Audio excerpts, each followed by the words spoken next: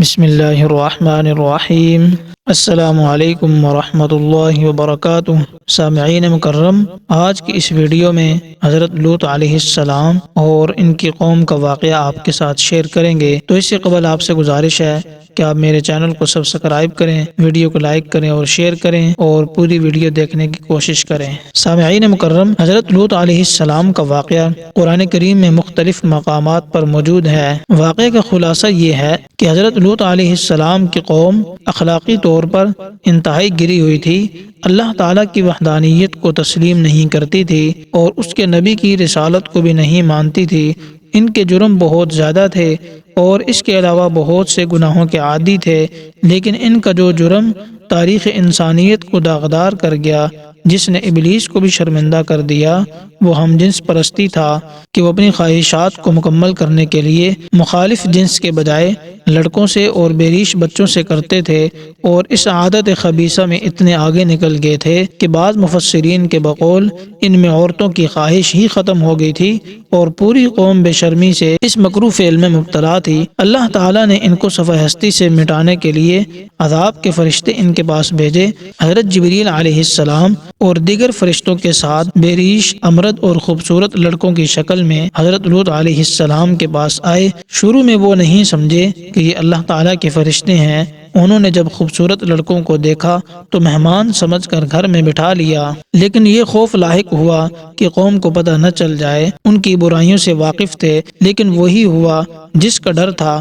حضرت لوط علیہ السلام کے گھر کی دیوار توڑ کر اندر داخل ہو گئے اور پورا لشکر مطالبہ کرنے لگا کہ ان لڑکوں کو ہمارے حوالے کر دو، ہم ان سے جو چاہیں کریں۔ حضرت لوط علیہ السلام نے انہیں بہت سمجھایا کہ اس حرکت سے باز آ جاؤ، اگر تمہیں اپنی نفسانی خواہشات مکمل کرنی ہے تو یہ میری قوم کی بیٹیاں ہیں، ان سے نکاح کر لو اور جائز طریقے سے اپنی خواہش پوری کرو اور میرے مہمانوں کے سامنے مجھے رسوا نہ کرو۔ مگر جن کی فطرت مسخ ہو چکی ہو وہ کہاں باز آتے ہیں، تو کہنے لگے، اے لوط، تم جانتے ہو کہ ہم کیا چاہتے ہیں، تمہاری بیٹیوں سے ہمیں کوئی سروکار نہیں، بس ان لڑکوں کو ہمارے حوالے کر دو۔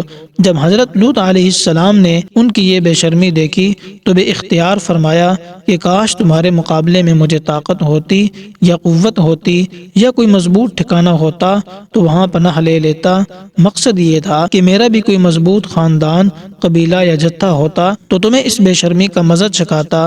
اس موقع پر غیر اختیاری طور پر بشری تقاضے سے حضرت لوط علیہ السلام کی نگاہ اللہ تعالیٰ کی نصرت سے ہٹ گئی، اور انبیاء علیہ السلام کے لیے یہ بات بھی خلاف اولا تھی۔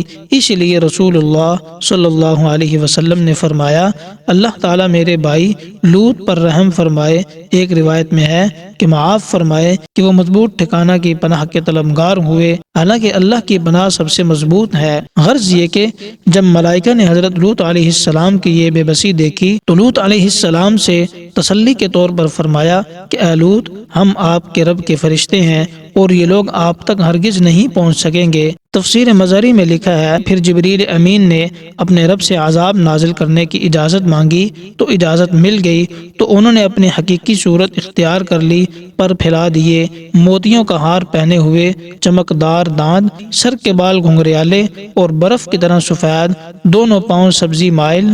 پھر اپنا ایک پر ان لوگوں کے منہ پر مارا جس کی وجہ سے ان کی آنکھیں اندھی ہو گئی، اور فوراً یہ کہتے ہوئے پلٹے کہ بھاگو، لوط کے گھر روئے زمین کے سب سے بڑے جادوگر آ گئے ہیں جنہوں نے ہم پر جادو کر دیا۔ پھر حضرت لوط علیہ السلام سے کہنے لگے کہ ذرا ٹھہرو، صبح ہونے دو، کل صبح ہم تمہیں پوچھیں گے۔ اور لوط علیہ السلام نے فرشتوں سے فرمایا کہ ان کے ہلاک ہونے اور عذاب نازل ہونے کا وقت آ گیا ہے۔ انہوں نے کہا کہ صبح۔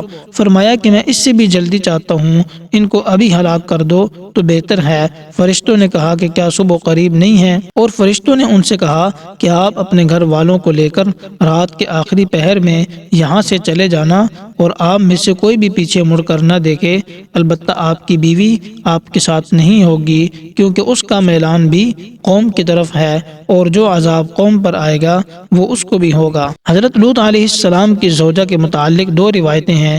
ایک روایت میں یہ ہے کہ وہ ساتھ لے کر چلے گئے تھے، لیکن ساتھ والوں کو حکم تھا کہ کوئی پیچھے مڑ کر نہ دیکھے، تو ان کی زوجہ نے پیچھے مڑ کر دیکھ لیا اور اپنی قوم کو عذاب میں مبتلا دیکھ کر کہنے لگی، ہائے میری قوم، یہ کہنا تھا کہ پھر وہ پیچھے رہ گئی اور اس پر بھی عذاب نازل ہوا۔ اور دوسری روایت یہ ہے کہ لوط علیہ السلام زوجہ کو ساتھ لے کر ہی نہیں گئے تھے، بلکہ وہ قوم کے ساتھ تھی۔ بہرحال وہ بھی عذاب میں مبتلا ہوئی تھی۔